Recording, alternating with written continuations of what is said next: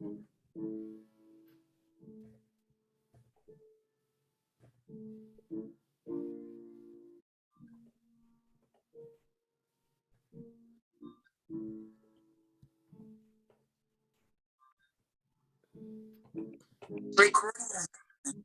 Record.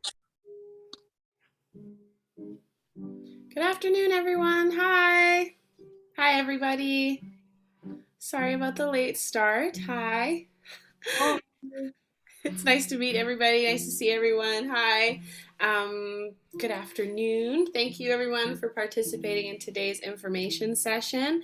Before we jump in, I just want to start with a little land acknowledgement. So, we must acknowledge and give thanks to the Huron-Wendat Nation, the Métis Nation of Ontario, Mississaugas of the Credit First Nation, Mississauga of Skookagang Island First Nation, and Six Nations of the Grand River as traditional inhabitants of the land of the City of Toronto, where we stand on the bones of Indigenous people of this land. We also acknowledge all treaty peoples, including those who came here as settlers, as migrant either in this generation or in the generations past, and those of us who came here involuntarily, particularly as a result of the transatlantic slave trade. Today we pay tribute to the ancestors of those of African origin and descent. Hello, everybody. Good afternoon. And thank you for attending the call for artists research project understanding the impact of online anti-Blackness. There we go. Sorry. Okay, a little introduction before we start. My name is Charisse Jean, and I'm the program coordinator at the Nia Centre for the Arts. I'm elated to see all of you. Before I hand things over to our research team, Allison and Dania, I would like to give you a brief introduction to the Nia Centre for the Arts and an overview of the artist call and what we require for the application process. All right, so the Nia Centre for the Arts is a Toronto-based charitable organization that supports, showcases, and promotes an appreciation of the arts from across the Afro diaspora. We present professional development programs for artists, engagements, and mentorship programs, as well as opportunities for youth. Today, you will hear from both our researchers on the BlackOut research project about their preliminary findings and themes throughout the project. Throughout the session, they will indicate key points and walk you through their process to help you better understand the information. You will then use this information to plot out what parts you will interpret, make commentary on, and or mobilize the research findings in innovative ways using the arts. In order to better understand the impacts of anti-Blackness and hate towards Black Canadians in online spaces, we've begun a community-based research project. We've noticed there's a little research about the impact of anti-Blackness online and want to bridge that gap. Given our research focus on the culture of the internet, we will prioritize proposals in digital art, such as graphic design, animation, illustration.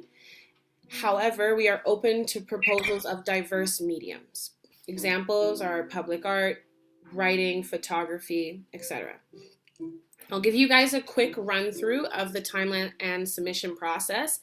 If you require a tangible version of the artist call, if you could put your email in the chat, then I could send over the artist call as well as the information that Dania and Allison will be going through today as well. Okay? In order to be considered, you must submit the following through our Typeform application. The link is on the artist call sheet, which I will send to all of you.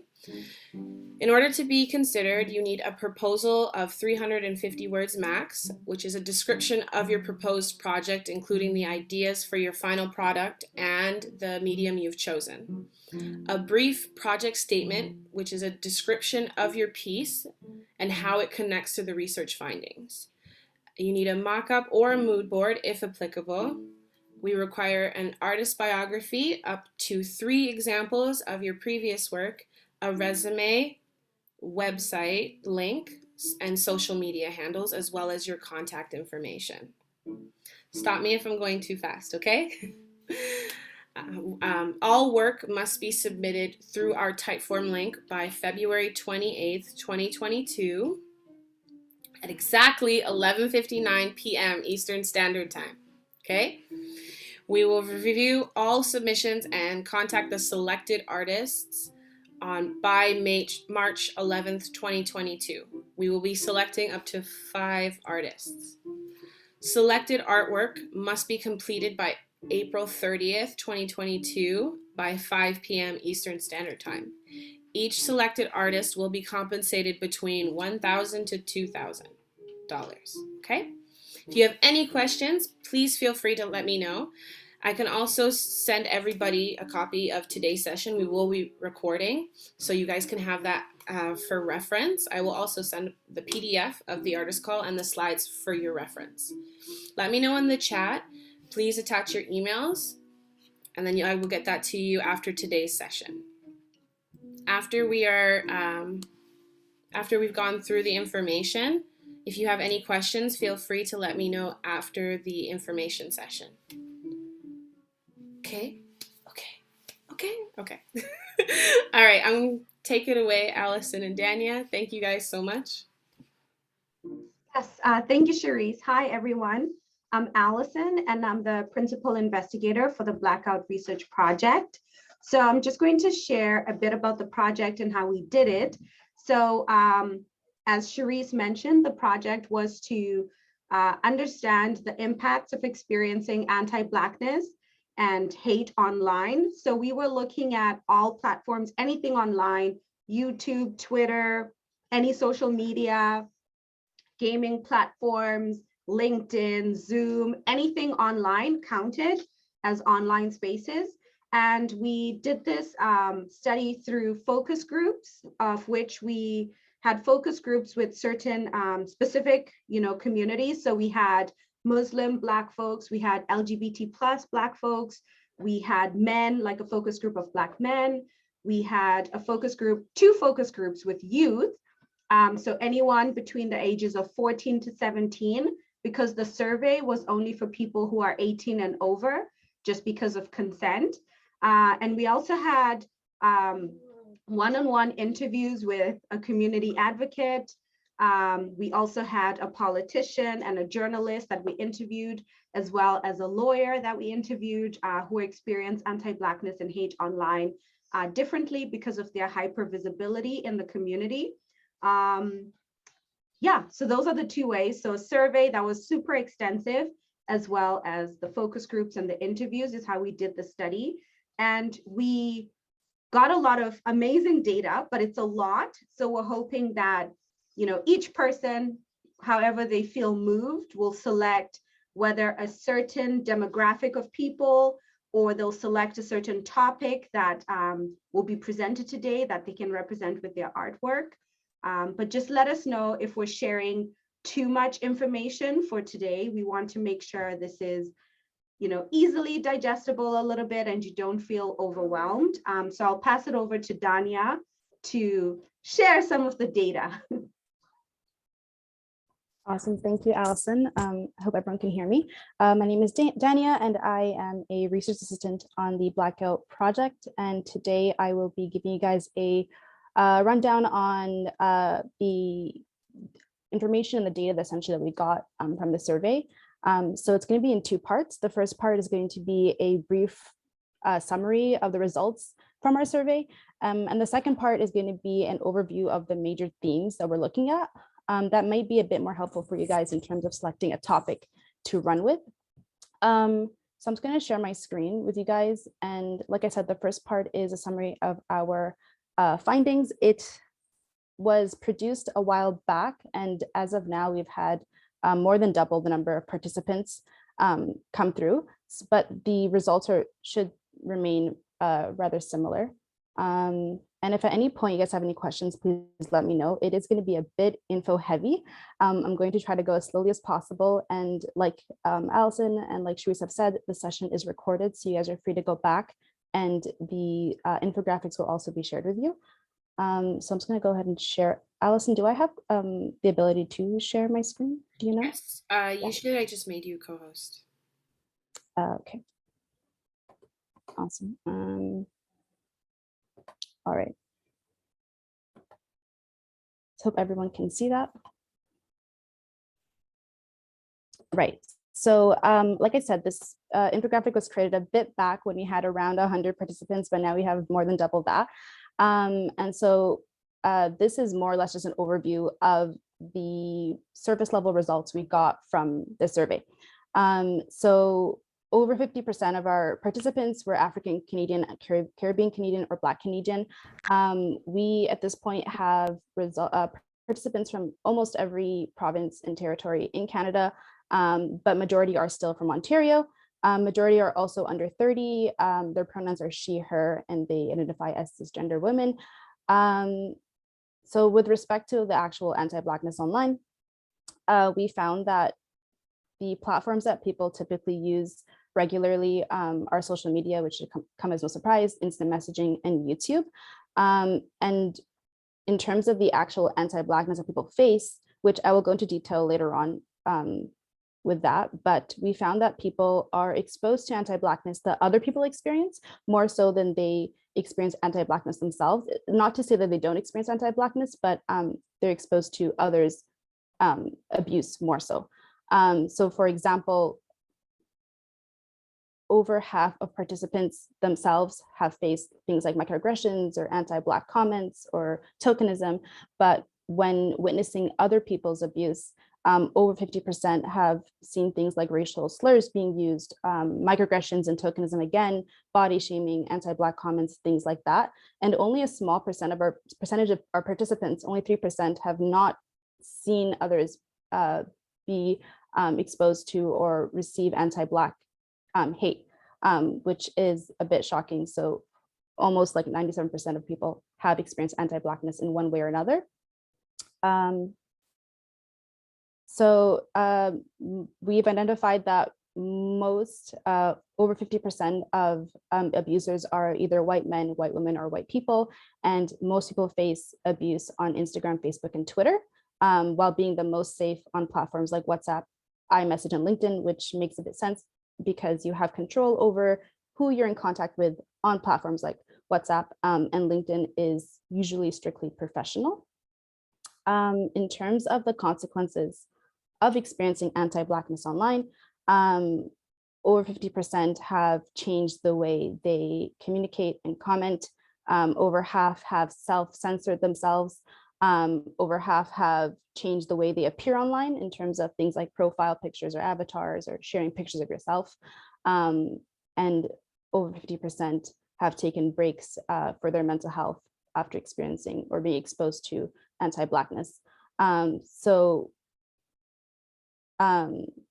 The last section, so this was pretty quick, but the last section is related to things like mental health and self. So 66% have mentioned facing mild or severe mental health problems. Almost 50% have changed the way they view themselves, and over half have changed the way they view their community, their chosen community, or the Black community as a result of experiencing anti-Blackness. We've incorporated something called the secondary traumatic stress scale into the survey, and we found that 86% of people, as a result of anti-Blackness or either experiencing yourself or being exposed to anti-Blackness online, may be experiencing moderate to severe secondary traumatic stress. In fact, I think it's over 50%, I think it's 55% of people alone are experiencing severe secondary traumatic stress. So that was a quick summary of the results. I don't know how helpful this would be, but just to give you an idea of kind of the numbers behind what we've looked into, but I'll go into detail with regards to the themes right now, which may be a bit more helpful for you in regards to picking a topic that you'd like to focus on. So I'm just going to share that. and I hope you can see it. All right. So the survey had both breadth and depth in terms of what we were looking at and what we were asking participants to share with us. So the first thing we did ask them, what may seem pretty obvious, but it was to describe instances or examples of anti-Blackness they've experienced, as well as anti-Blackness they've seen other people experiencing. And so we've got both stories, but also kind of categories of abuse, things like hostility and exclusion, and obviously explicit racism.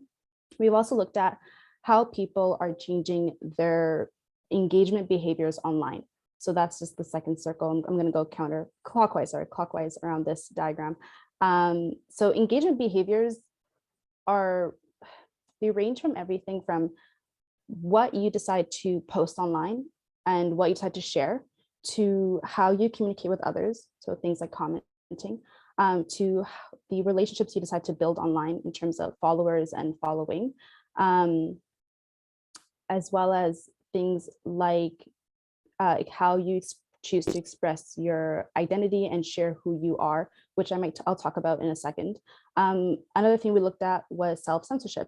So we looked into what people are choosing to say, who they're choosing to say it to, and how they're choosing to say it. But we also looked at what people are not saying and what they wish they could say. With regards to visual identifiers, these are things like your profile picture, your avatar, pictures of yourself that you post online, or anything that can identify you visually as a Black person. And so we've looked at what people, again, choose to share, and also how they share it. So for example, posting a picture of yourself from far away so people can't tell you're Black, or maybe posting a photo of everything but your face, things like that. The next thing we looked at was, and this is a pretty broad topic, but the fears people are experiencing or things that they're scared of, both online and offline. And I'll talk about that online-offline relationship because it's pretty important in a second. But people did mention things that they are afraid of experiencing online, and both online, offline, as well as things that they are afraid of being exposed to. And that kind of ties to online safety. So with regards to online safety, people mentioned or brought to light kind of the stuff that they feel unsafe around, the stuff that makes them feel safe, and the safety measures that they're taking or they're putting in place to ensure their safety online. Mental health was a pretty big topic. We were able to identify broad categories of mental health problems that people were facing. And like we said, around, was it 86% of people are experiencing, for example, moderate to severe secondary traumatic stress. So people's mental health has definitely been impacted by anti-Blackness they've experienced online. So broad categories of mental health problems we identified would be things like anxiety problems, mood disorders, traumatic stress disorders. We were also able to identify things like how these mental health problems are impacting your physical well-being, your social well-being, so like how you connect with others, as well as who they are most concerned about in terms of like receiving abuse from and how that impacts their mental health. And again, like with many of the other categories, there is an online-offline relationship. And the last theme is self and community. So we looked into how people view themselves as a result of anti-Blackness, how they view themselves based on how other people view them, as well as how they view their community or the Black community after experiencing anti-Blackness. And so those are the larger 7 or 8 themes that you can look into. And there is quite a bit of overlap between them. And I'll talk about that in a second. But going on, Allison did mention that we did a few focus groups and interviews. And so the focus groups were meant to help us get an idea of perspectives from underrepresented communities. So for example, we did look at, we interviewed and talked to people from the LGBTQ+ community. We talked to groups of Black men, we talked to youth, and we talked to individuals from the Muslim community. We also did interview 5 individuals with quite unique backgrounds who do engage online and would, as a result, have experienced anti-Blackness in one way or another.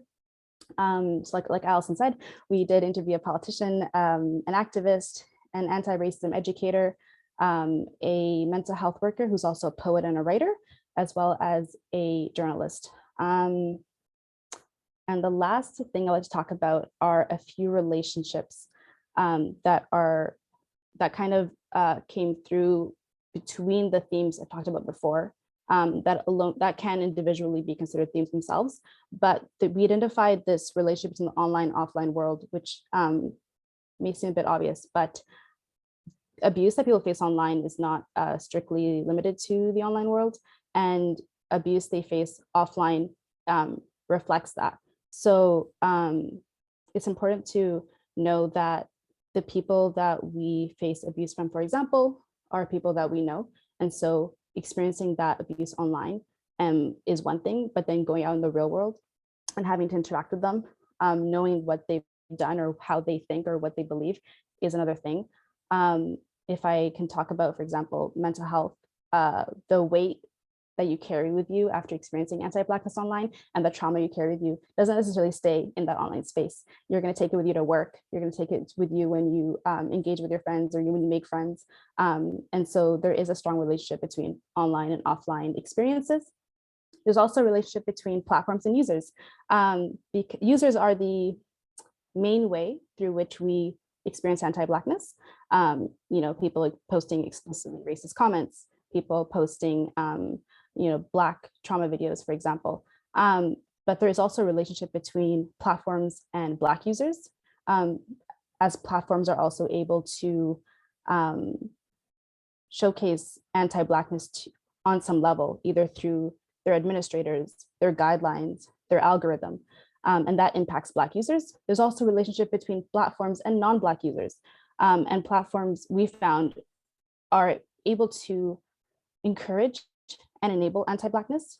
For example, if people are reported for being anti-Black, for example, and platforms don't take action, or platforms don't take down content that should be removed, people who see that are more likely to either keep posting or think that the content they're seeing is normal. So platforms do have a responsibility as much as users, and there is a strong relationship between the two. The last thing I talk about is the relationship between abusers and abused. And at first, personally, and this, again, it may sound obvious at the end, but I feel like the first instinct is to think that abusers are some sort of troll online, somebody somewhere you don't know, who's going to post some hateful comment, for example, and then leave. But we found that there is a much more intimate relationship between abusers and abused individuals. We found that many participants cited people who do post anti-Black content are people close to them, like friends and families, family members and colleagues, employers, neighbors. And so tied to that online offline relationship, we can put faces to these abusers, and we do live with them, we work near them, we interact with them on a daily basis. And so it's difficult to kind of see something, an anti-Black comment, for example, and leave it online, and then kind of go offline and do your own thing, because you know who it is who's posted that. You have a better idea of who they are as a person, and it's difficult to kind of separate the two. And so the abuser-abused relationship is pretty intimate and a bit more complicated than it may seem.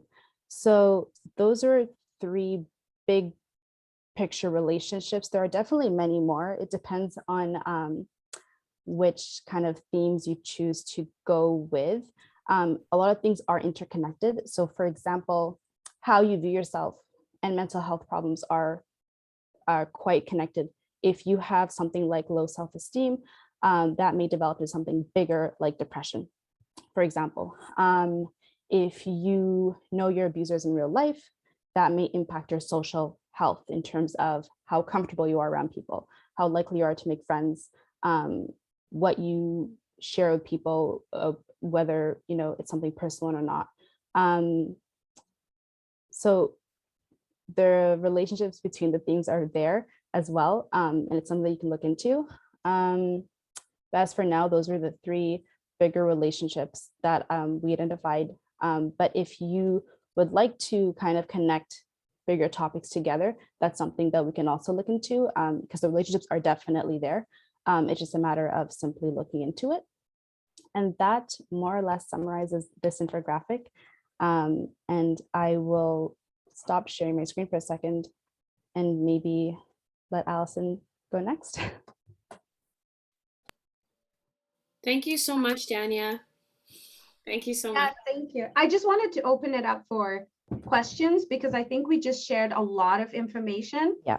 So if anyone wants to pose questions in the chat or unmute and ask any questions, I think let's do that before sharing any information, because I think that's a lot to digest. That's a lot, yeah. Yeah. Definitely. Does anybody have any questions they'd like to highlight before we move on? Okay. Let's start with Visari.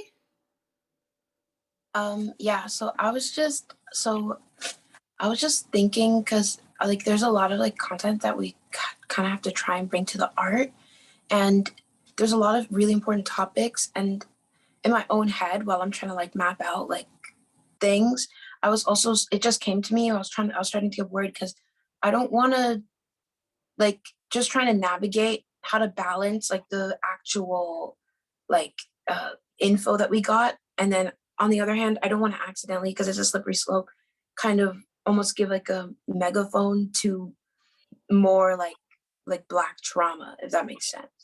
Right. So like that kind of slippery slope, like I want the information and the point to get across, but then also you don't want to just do the same thing that people in the surveys were complaining about.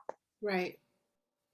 100%. I definitely see what where your thought process is going. I think when it comes to interpreting the art, it would be up to you on how you want to shine a light on that. So we're talking about how anti-Blackness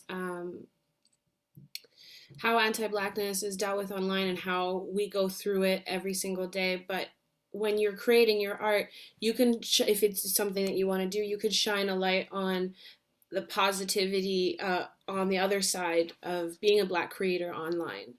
You know, a lot of amazing Black creators have kind of started an incredible movement, like Jackie Aina, and there's these two twins that just have showcased the natural Black hair movement. Mm-hmm. So if you want to take it in a different direction and, you know, kind of interpret it in a way of, we know that this is going on, we know that this is happening, I want to shine a light on the positive side of the internet and Black creators and give them a voice, then that's okay. It's 100% how you interpret the information. Yeah, and I also want to add something else that we didn't dive deep into, but we also talked to people about how do they create safety for themselves online. So a lot of people shared that they have kept their circle small. So only Black folks, you know, they only follow Black people. They are only on Black TikTok, Black Twitter, you know, they only follow Black folks. Their block game is strong. They don't, if let's say white people or non-Black people are commenting and it's negative, they just block them, remove them, or they just don't even engage. You know, they don't. So I think you could also, you know, maybe highlight some of those things, and that could be, say you were selected, we could have a one-on-one session where we give you all of that information around how people are protecting themselves online and how they're building in safety, you know, online. But also some people have left social media or platforms where they are experiencing a lot of, you know, toxic content. So like Twitter. So you could also create something that shows, you know, people leaving the toxic, you know what I mean? Like, I think, yeah, any way you want to interpret it is good. And I totally get what you're saying as well. So they are those components, you know, captured in the research as well. If I may just jump in real quick, sorry. If like what Allison said, taking the approaches that people have mentioned in terms of like creating safety for themselves is, such a cool thing that you can run with. Another thing that if I may add is that you could also look at the experiences, the negative experiences that people are having, and think of alternatives that people can do in place of that. And so in a way, you're both like, creating, you're both talking about the experience people are having without having to kind of make them relive it, and in a way providing a solution at the same time. So that's also another thing that could be, you can potentially look into for sure. 100%. I've also noticed too, just to add on to what Allison and Dania have said, some Black creators have decided to even take the information and pop it up on their timeline, on their stream, and say, this person is racist, this person is anti-Black, and showing that there are consequences to to everyone's actions, right? There have been people who have lost school scholarships because they have said something racist online. They've been fired from their job because they said something racist online. So you could also shine a light on the fact that you can be brave and big and bad online, but there are consequences to these actions, and a lot of these Black creators are bravely diving into that. Hi everyone, I just wanted to pop in and ask a question too as well. In regards to our proposals, or when we're thinking about how we should approach a possible proposal for the project, I just want to clarify if you are hoping to see work or projects that reflect the research already given, or research that we could even add. So would it still be appropriate if you wanted to, let's say, approach a project or proposal that does even more research or adds more surveys or more interactive or experiences to the different or several topics that are already on hand? Yeah. Yeah, thank you so much, Sydney. I definitely, regarding your question, any commentary that you want to make on and then add to in the interpretation of your art is definitely welcomed. Thank you. If that answers your question. It does, thanks. No problem. I think Nini, you were waiting next. I think you had your hand up for a while.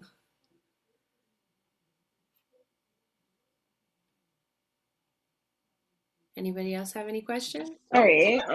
That's okay. Sorry. No, it's okay. Go ahead. Yeah, I had a hi, thank you. I had a question, but you actually answered it when you were speaking about, because I was wondering how our artwork can be portrayed going off, and as people were speaking, they also answered it as well too.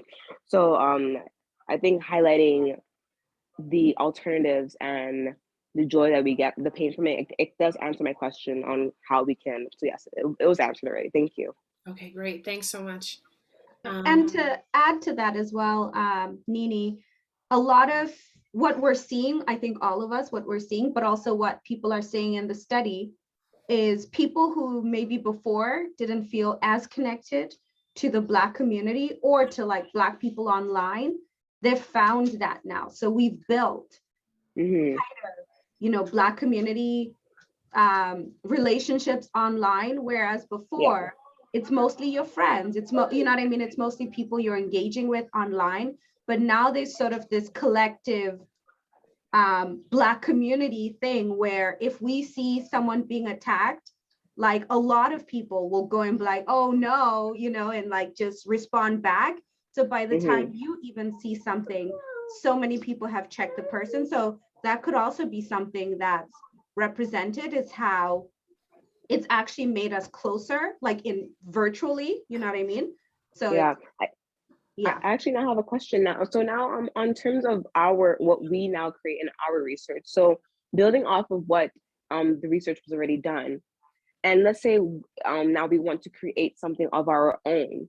So now it's not limited to anything, is that correct? It's not limited to how we want to create. I know that I think I read it did say that priority will be given to digital art, Yeah. but then there's also different mediums. So Yeah. how would that be like determined as well? Because I don't think I'm more so on the digital art side, but more so on the written Right. side.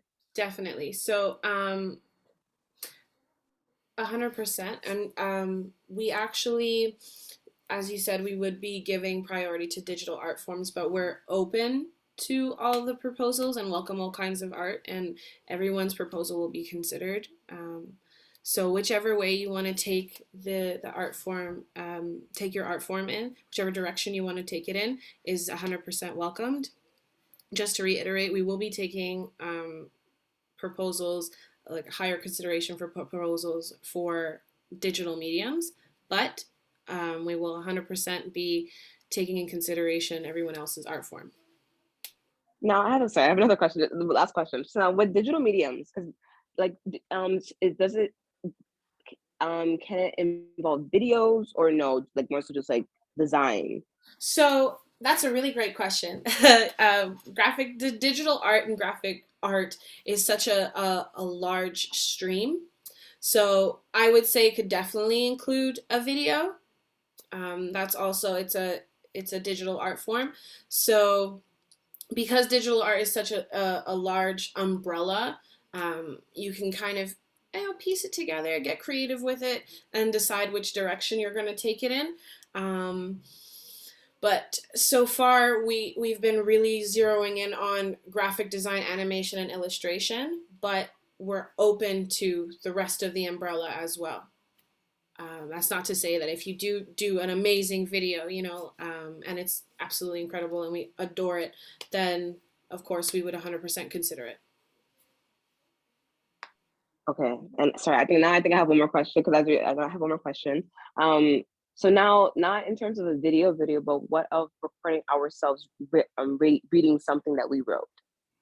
Right. Okay. So I think when it comes to your execution, it depends on how you want to deliver the package.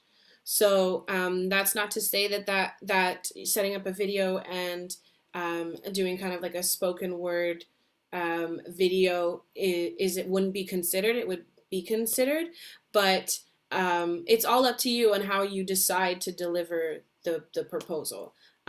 So when you go through the type form and the artist call PDF, it will quite literally walk you through and we walk you through the process, and we 100% want you guys to express yourselves creatively. So you decide how you want to execute the project. Okay, thank you so much. No problem. Thanks for all the questions. I was just gonna, oh, sorry. No, go ahead. Do you have a question? I was just gonna add something for Nini, like, cause just a suggestion. If your like main thing is like writing, maybe you can kind of like animate, like find a way to like animate like the words on screen or something. That's like wonderful. like as you, and then you can put like your voiceover of you like reading it out. That would be like good. If that Yes, you are right. Thank you. That's great. I love it. That's amazing. Thank you so much. Does anybody else have any other questions before I hand it back to Allison? I think Yega had a question in the chat. Oh yes, I answered them directly, but thank you so much for pointing. Oh, oh, and just to I guess one more thing in regards to the proposal. Would it only be, could you only propose something individually as an artist, or what if you would like to do something collectively with someone else? Is that allowed? Yes, 100%. That's a great question. So if you want to collaborate with another artist, that's 100% acceptable. That's great. Okay, thanks. Yeah, of course. Great questions, guys. I love it. Thank you. Anybody else? Questions? No? Okay. I'm gonna stop talking now, and I'm gonna hand it over to Allison so she can continue with the information. Yes, so with the research, the way we did it also, which is interesting and something that someone could represent in some way if they wanted to. So it's an all-Black research team doing this work, which is amazing. It's the first study like this of its kind, never been done in Canada. Amazing. And we were very intentional about the processes that we undertook. So for example, the first 200 people who did the survey got a $50 gift card to Walmart. Never, like this never happens. Usually if there's a survey or anything like that, people maybe get $15 or $25 for participating. And then sometimes they might have, you know, $100 gift card and one person will get it. You know, you submit your email and one person is chosen. So we were able to give 200, you know, people, the first 200 who did the survey, a gift card because hashtag pay Black people. Also for the focus groups, everyone who attended a focus group, and the focus groups were an hour and a half, and the interviews were usually the one-on-one interviews we did to accommodate people's schedules were usually 30 to 45 minutes. So they also got a $50 gift card for participating in that. Again, not heard of. Usually people are just doing it because they care about what's being done, but we wanted to like take that extra step. Also, all Black research team, you know, this is community-led research. We didn't have to deal with any of the barriers that sometimes when you work within an institution that you face. So for example, the research, as a team, we decided everything that was done, how we did it. So it was very culturally informed. The language was accessible to folks, the language used in the survey, but it's also robust. It still has those strong, you know, research components that anyone who wants to say, oh, but you didn't do this properly, they can't say that. And I think our actual sample size is going to be closer to 300, if not just a bit more than 300. But we were bot spammed, which is another thing. So the haters came for us. We were bot spammed in the survey. We were bot spammed during the focus groups as well. So that could be something that someone could represent, that, you know, when this research came out, you know, clearly people didn't want things to go off without a hitch. So that could be something that's represented as well. What else did we try to capture? Oh, some of the literature sources that we're using are also very untraditional. So like Black Twitter, we're using that as a valid source of information, because oftentimes research wants, you know, an article that is written by someone who is well respected and it's in a journal that has high impact and is well known, well respected. And there's a lot of accessibility issues with that. One is language, because it's not written in language that anyone can just understand. Two, a lot of journals you pay to access the journal. So accessibility, like the cost, is a barrier to access. Three, a lot of people don't even know about the different journals or the different papers that have come out.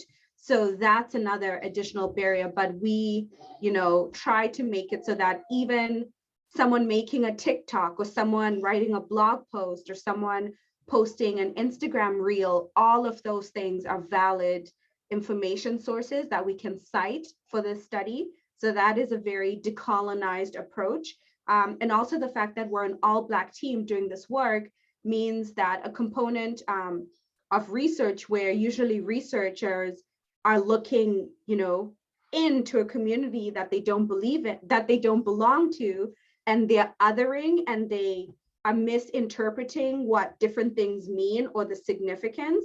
We're not doing that because we're Black, right? We're all Black, and we understand like deeply that being Black is not monolithic. You know, you can be Black and all types of different things. And that is why for the focus groups, we were intentional about, let's have one for Black Muslims, let's have one for Black LGBT plus folks, let's have one for Black youth, let's have one for, you know, all these different groups who because of intersectionality, are experiencing anti-Blackness and other things on top of that. So these are just some of the, so even the research methodology could be something that someone could represent as well. But yeah, and we'll have, more information sessions, or if you send email, like via email, you send questions, myself and Dania would be happy to respond to them as well while you're working on your submission, because, something might come up that you think of that didn't come up right now. But I will stop because, again, it's like information overload. But please feel free to continue asking questions or popping questions in the chat. Allison, I'm just going to say one more thing. Like you said, there is quite a bit of information. There is a lot of information. And like you said, we interviewed different people across different focus groups because everyone's experiences are so different. And so if you are interested in a specific demographic of people or a specific, or people with certain identities or whatever the case may be, feel free to ask us for more like in-depth information, because that's not something I was able to bring up before, because again, there's just so much information. We have, and like Allison said, because the project was centered, created by and created for Black people and for our communities, we received quite a few like personal stories, lots of raw information, information that people typically would not be comfortable sharing with other, let's say, research projects or research teams. And so if you're interested in hearing about specific stories, we can share that as well. I would recommend maybe going back through the infographic or through the recorded session and thinking about not only maybe what theme or what ideas you would like to look into, what you'd like to consider, but also maybe what types of people or what types of abuse, for example, within that theme, because each category is quite deep. There's lots of depth, lots of information, and we'd be happy to go through the details of each of those things. So it's definitely an option that you have, because again, not everything was covered. There's just too much to cover, but we'd be happy to go into detail later on for sure. Thank you so much, Allison and Dania. I know that's a lot of information for you guys to process. A lot of wonderful tidbits that we've had throughout this session today. But I will be emailing everyone a copy of today's meeting, and as well as the infographic and a PDF of the artist call, just so you guys have that, hard copy. If you have absolutely any questions on the artist call PDF, there's an email that you could shoot all of your queer questions to. Once we after the submission date, once we select the 5 artists, you will be able to have a one-on-one session, each of you, with Dania and Allison, to go through more of the meatier areas of the themes that you have chosen. And does anybody have any other questions? Thank you. Thank you. Thank you. Does anybody else have any other questions? No? Awesome. Yes, thank you so much, Tennessee. All right. Okay. Thank you. Thank you guys so much. It was wonderful to meet all of you guys virtually. Thank you so much for taking part in the information session. Just to be short. Thank you so much. Thank you so much, Nini. All right, you guys all have a wonderful weekend. Stay safe and happy Valentine's Day. Thanks. Bye. Bye. Bye, everybody. Wait, before you leave, Thank you. Weren't Bye. were you at the Obsidian? Yes, I was. Hi. Conference? Hi. Yes, I was like, I know her face. I was like, Oh, that's so cool. Well, it's great to see you again. I was like, I don't want to say it. And then I was like, what if it was her? Yes, it was. It was. It's great to see you again, and I look forward to seeing your proposal. Okay, thank you. Bye. Have a good weekend, everyone. You too. Take care.